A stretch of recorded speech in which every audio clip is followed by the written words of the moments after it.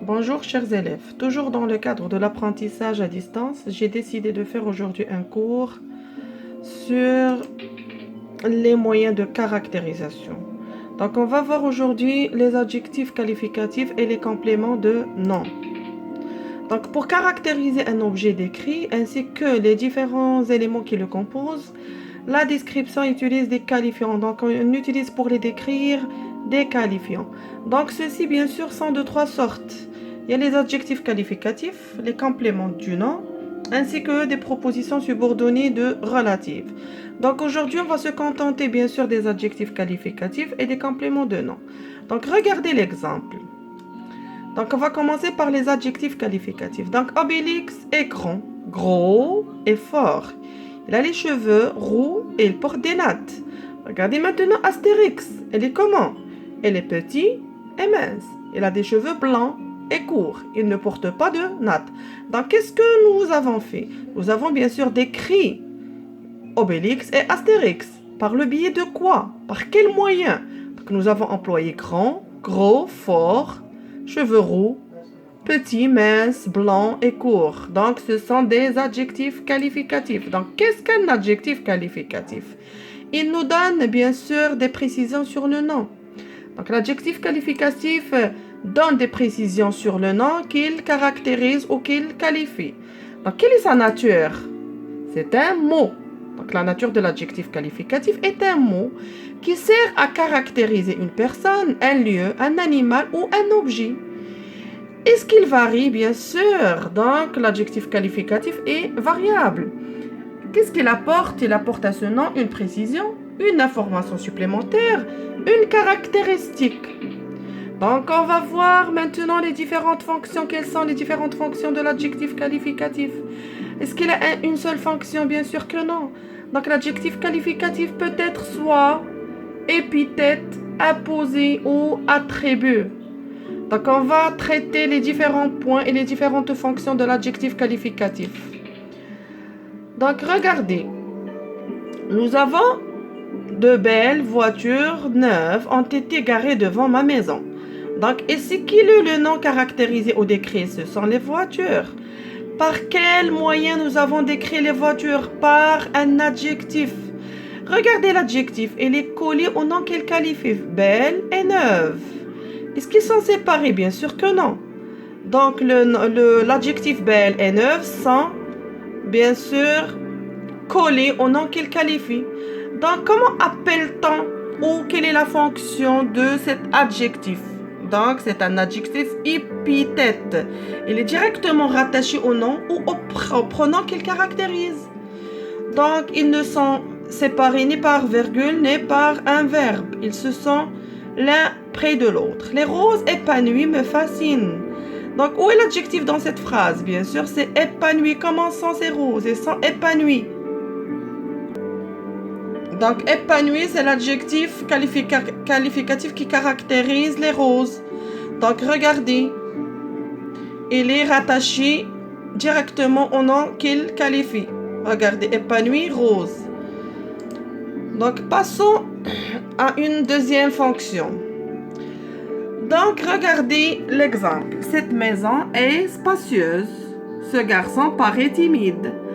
Cette fille devient turbulente. Donc, où est l'adjectif dans cette phrase?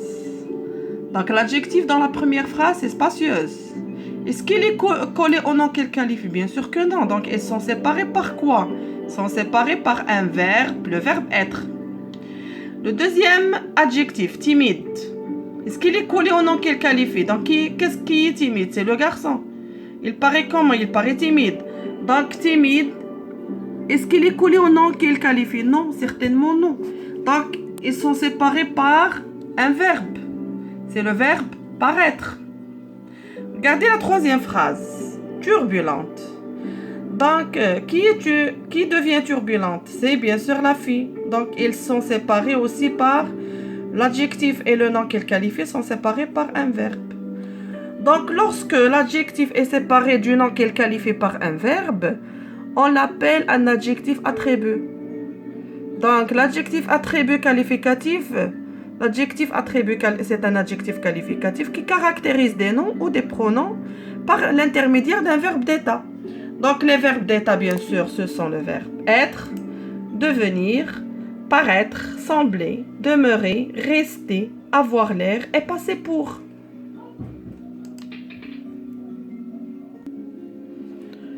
Regardez maintenant cet exemple. La classe, virgule, grande, virgule, était ouverte. Donc, où est l'adjectif dans cette phrase?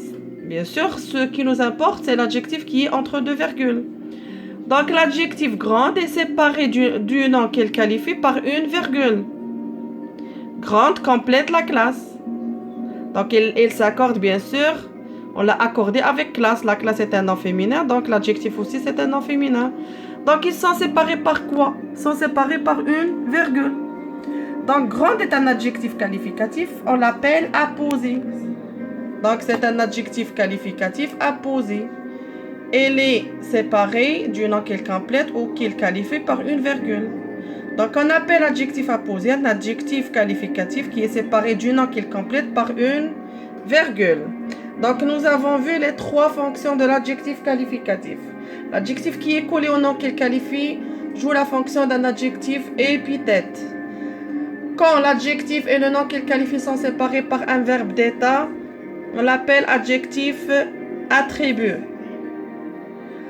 Quand l'adjectif qualificatif et le nom qu'il complète sont séparés par une virgule, la fonction de l'adjectif ici, c'est un adjectif apposé. Donc, on va voir maintenant l'accord. Donc, l'accord de l'adjectif qualificatif. Regardez, la maison est grande. Donc, la maison est un nom féminin singulier. Grande est un adjectif, bien sûr. Quel est son genre? Féminin singulier. Deuxième phrase. Elle semble timide et polie. Donc, elle, c'est un pronom sujet qui est comme en pluriel féminin. Timide, pluriel féminin. Poli aussi, ça prend un E et le S du pluriel. Des pantalons, neuf. Pantalon, un nom masculin pluriel. Neuf, adjectif masculin pluriel. Et une jupe courte. Donc, qu'est-ce qu'on peut dire? On peut dire que l'adjectif qualificatif s'accorde en genre et en nombre. En genre, c'est-à-dire si le nom qu'il qualifie est féminin, l'adjectif aussi doit être féminin. Si le nom est masculin, l'adjectif doit être aussi masculin. Et en nombre, c'est-à-dire si le nom que l'adjectif complète ou caractérise est singulier, l'adjectif aussi va être singulier. Si le nom que l'adjectif qualifie est un nom pluriel, bien sûr l'adjectif qualificatif va être aussi pluriel. Donc l'adjectif qualificatif s'accorde en genre et en nombre avec le nom auquel il se rapporte. Il y a bien sûr des cas particuliers. Donc l'adjectif qui se rapporte à plusieurs noms au pronom se met au pluriel et prend le genre, bien sûr, des mots qualifiés. Par exemple, un pantalon et une jupe neuf. Nous avons deux choses. Un pantalon, c'est un nom singulier, masculin, et une jupe. Donc, une jupe, c'est un nom féminin singulier. Donc, bien sûr, nous avons accordé l'adjectif avec les deux noms, parce qu'il caractérise deux noms. Nous avons un pantalon et une jupe. C'est normalement le masculin qui l'importe. Donc, l'adjectif va être au masculin pluriel. Si nous avons 1000 filles et un seul garçon, bien sûr, on dit l'adjectif va s'accorder avec le masculin.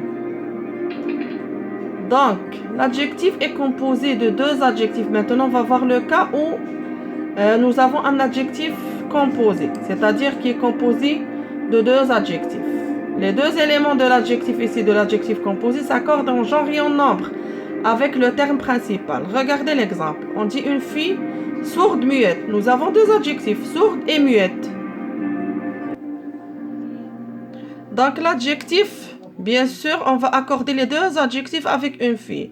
On va accorder l'adjectif sourd et muet.